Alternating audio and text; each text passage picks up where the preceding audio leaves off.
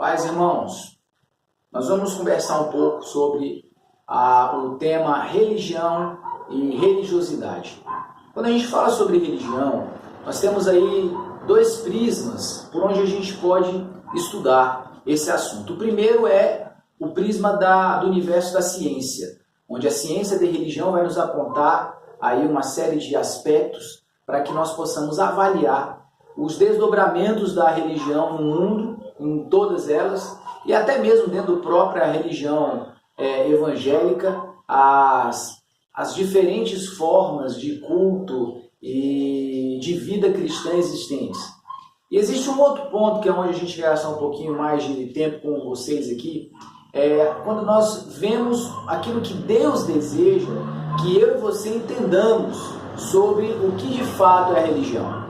Antes de falar sobre isso, eu quero contar para vocês um episódio que eu tive com a minha filha Esther, onde em um momento ela estava brincando aqui em casa com uma coleguinha, e a coleguinha convidou-a para poder estar indo jantar na casa dela.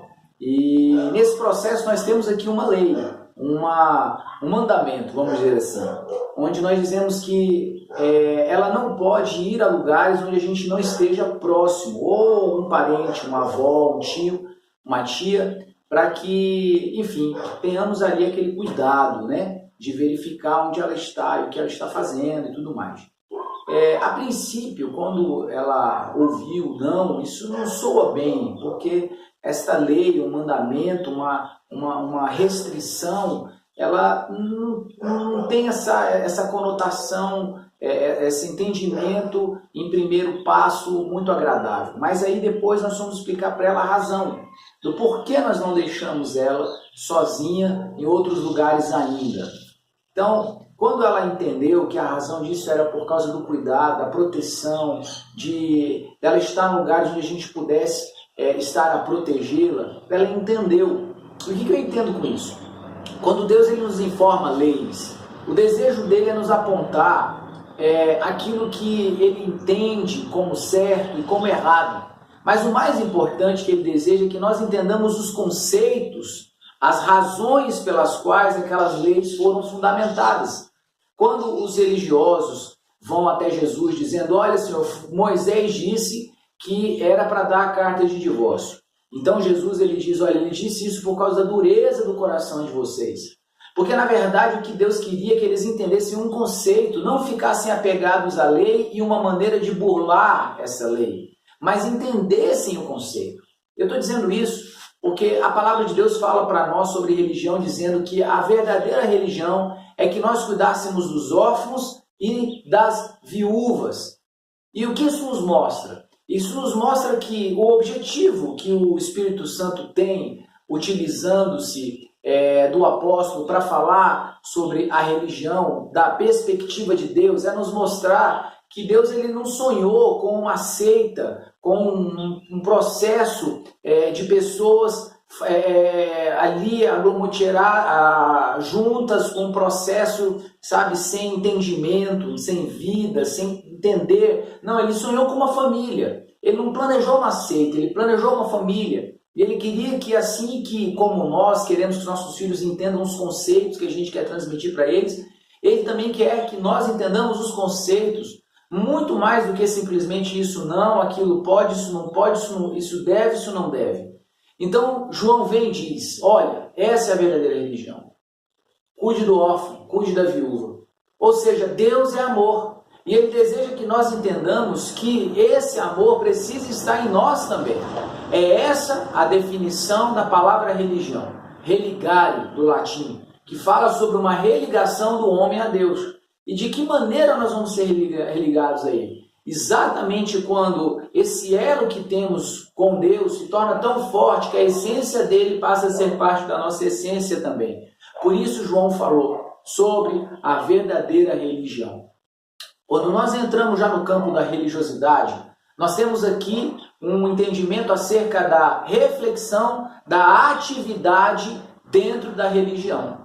Então isso é a religiosidade. É a minha capacidade de refletir, de pensar dentro das atividades que são desempenhadas e envolvidas dentro do universo de cada religião.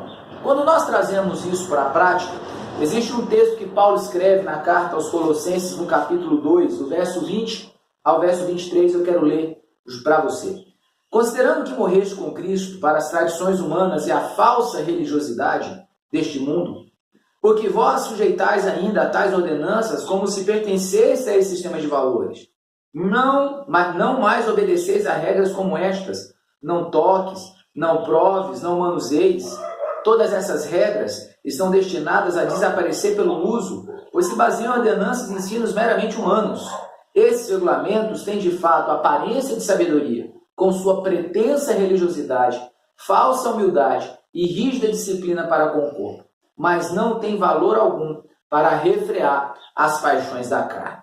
Quando Paulo está nos falando aqui sobre essa pretensa religiosidade, essa falsa religiosidade, o que ele está nos apontando? Que essa observância a esse processo chamado religiosidade, dentro da perspectiva errada, humana, natural, terrena, ela sempre vai nos apontar a algo que não vai servir ao propósito de Deus. E qual é o propósito? Fazer com que de fato as nossas práticas venham refrear as paixões da carne, venham refrear o comportamento carnal. Então Paulo está dizendo, olha, não adianta vocês observarem, refletirem sobre esses comportamentos que vocês julgam ser comportamentos da religião, porque eles não vão servir ao propósito de refrear as paixões da carne. Eles não vão servir ao propósito de verdadeiramente, servir a verdadeira religião. Talvez essas ações elas estão servindo à falsa religião, a uma religião sem vida, a uma religião de leis, a uma religião que não liga o homem novamente a Deus, mas liga o homem a um pensamento, na verdade, de um Deus ventre, de um Deus que é pautado sobre as minhas vontades. E todo esse comportamento de atitudes, todo esse comportamento de ações e estudados dentro desse processo, eles não vão servir ao objetivo. Por quê? Porque, na verdade, o objetivo já está errado. Mas Paulo está falando que essa pretensa religiosidade, ela sempre vem ligada a 3 outros elementos. O primeiro, a aparência de sabedoria. O segundo, a falsa humildade. O terceiro, a rígida disciplina com o corpo. Quando a gente fala sobre essa aparente sabedoria, logo me vem muito à mente um discurso que a gente muito tem ouvido nos nossos dias hoje dentro do processo teológico. Pessoas falando com uma oratória muito boa, com conhecimento muito bom, com muito recurso gramatical. Porém, trata-se de uma sabedoria que não produz, que não nos conduz, que não nos leva à sabedoria de Deus. Que não nos conduz a um temor ao Senhor, que não nos conduz ao discernimento verdadeiramente do que é o nosso chamado. Aquilo que o próprio Paulo fala ainda nessa carta, no capítulo 3, nos versos 1 e 2, quando ele vai falar para que nós tenhamos a verdadeiramente pensar nas coisas que são do alto. Essa aparência de sabedoria que aparenta transmitir alguma informação, mas não transmite vida, porque é uma teologia sem cruz, esvaziada verdadeiramente daquilo que pode salvar as nossas vidas. Quando ele fala sobre a falsa humildade, eu me lembro de situações que não estão sendo incomuns de se ver nos dias de hoje, onde a gente vê pessoas falando muito sobre reino, em um ambiente desconfigurado de igreja, não aquela coisa tradicional, com uma conversa, com um discurso muito bacana, muito jovial. E aí, muitas dessas pessoas aí, alguns dias atrás, nós tivemos algumas notícias de alguns desses irmãos que foram convidados para ministrar numa igreja que a gente conhece. Aí manda-se a mensagem para ele, manda a mensagem de volta dizendo assim, olha, ele só vai se pagar uma oferta de R$ 2.500.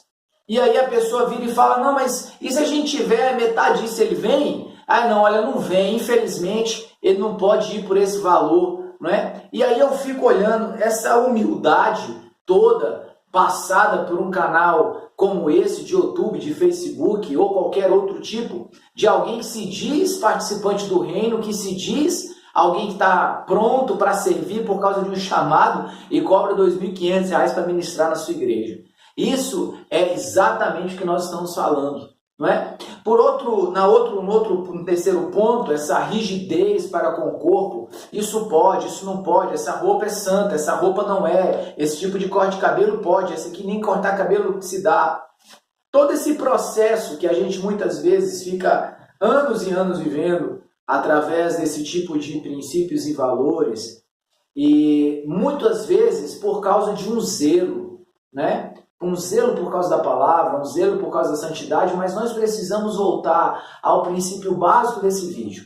Nós falamos sobre a verdadeira religião. Amar o próximo, amar aquele que precisa, amar aquele que está desprezado, aquele que foi abandonado, amar aquele que está passando por dificuldades, o órfão, a viúva. E o órfão, muitas vezes, pode ser alguém que tem pai, que tem mãe. A viúva, muitas vezes, pode ser aquela que também tem marido. Então, essa condição de orfandade, essa condição de abandono, ela carece da manifestação dos filhos de Deus, manifestando o amor. E quando nós falamos sobre a avaliação das ações, vamos refletir sobre as ações que estão verdadeiramente ligadas a essa verdadeira religião, nós temos que avaliar. Será que a minha atitude, o meu comportamento, dentro daquilo que eu estou vivendo como religião, está servindo para refrear as paixões da carne que querem dominar a minha vida? Estão me fazendo amar mais? Estão me fazendo olhar mais para o meu próximo? Estão me fazendo ter um coração mais direcionado a amar e menos direcionado a julgar, mais direcionado a acolher e menos direcionado a afastar? Então, é isso que nós temos que pensar. Se nós acertarmos nisso, com certeza, nós vamos caminhar sobre um processo de religião pura e vamos ter na avaliação, na reflexão das nossas atitudes dentro da religião, sempre esse valor estampado. Eu preciso morrer mais para mim mesmo e viver mais para Cristo. Deus abençoe sua vida, em nome de Jesus.